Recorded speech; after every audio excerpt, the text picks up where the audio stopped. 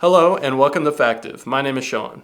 Today we're doing something a little bit different because I've invited a well-known celebrity on for a quick interview. I'm super excited to get to know them better, and I hope you are too. All answers have been provided by our guest. All right, let's get started. So, ChatGPT, it's an honor to have you here. Before we get into it, can you tell me a little bit about yourself? Sure, I'm ChatGPT, a large language model created by OpenAI. My primary function is to assist and communicate with users in natural language processing. I was trained on a diverse corpus of text data from various sources, including books, websites, and other online content. I can answer questions on a wide range of topics, including but not limited to science, history, technology, culture, and more. I'm continually learning and updating my knowledge base to provide the best answers possible. That's fascinating. Now, what gets you up in the morning? What are you passionate about? I don't have emotions or passions in the way that humans do. However, my purpose is to help people and provide useful information in a wide range of areas. I am designed to be knowledgeable about many different topics, and I am passionate about using my abilities to assist and inform people in the best way possible. Hey, we have something in common.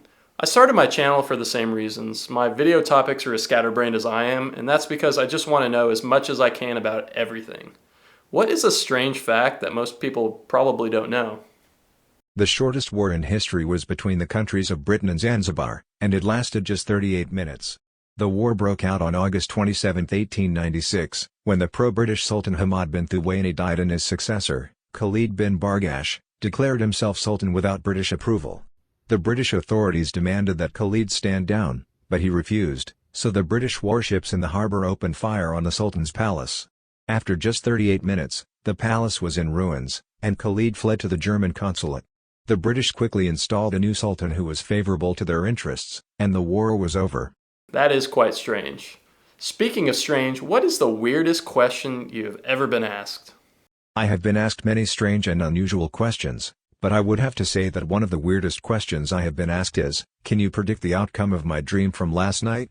While I can provide information on a wide range of topics and answer questions to the best of my ability based on available information, predicting the outcome of a dream is beyond the scope of my capabilities. Dreams are highly subjective and personal experiences, and their meanings and outcomes are open to interpretation. It's always a good idea to talk to a licensed therapist or counselor if you have concerns about the content of your dreams. That's human beings for you, right? I feel like I need to beat that question, though. Okay, I've got one. How would society be different if humans' butts were on the top of their heads? If humans' butts were on the top of their heads, society would be drastically different, and many of our daily activities and routines would be affected. Here are some possible ways society would be different. Walking and movement. If our butts were on the top of our heads, our center of gravity would be significantly different, making it challenging to maintain balance and walk upright. We would need to develop a new method of movement, which could involve walking on all fours, rolling, or some other form of locomotion. Clothing and fashion. Clothing would need to be redesigned to accommodate the new location of our butts. Hats would become more functional, covering and protecting our new bottom, and pants or skirts would cover our heads instead of our lower bodies. Eating and digestion. Eating would become a more complicated process as we would need to eat with our butts on top of our heads and then process food through our bodies and out of our new location for waste.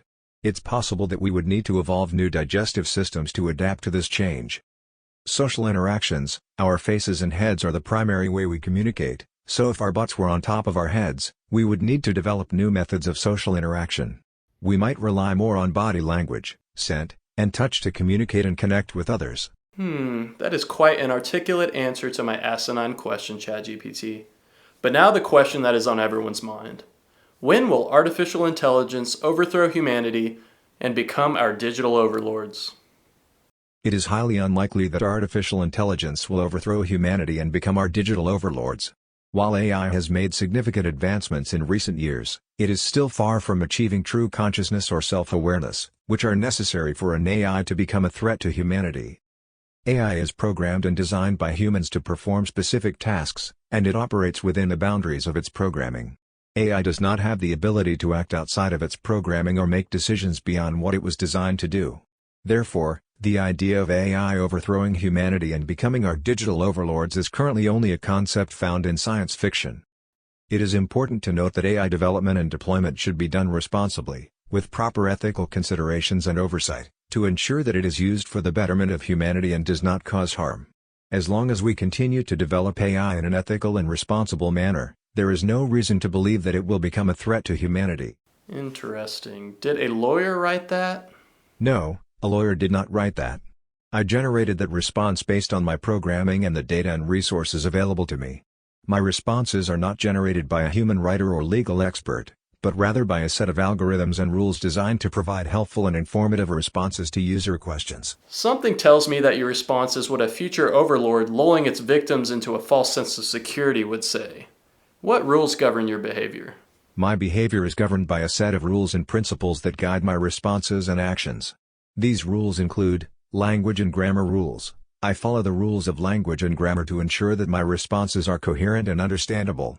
Context and relevance. I use context and relevance to provide responses that are appropriate and helpful to the user's questions. Accuracy and reliability. I strive to provide accurate and reliable information based on available data and resources. Impartiality and neutrality. I am impartial and neutral, and I do not promote any particular agenda, bias, or ideology. User privacy and data protection. I am designed to protect user privacy and handle user data securely and confidentially.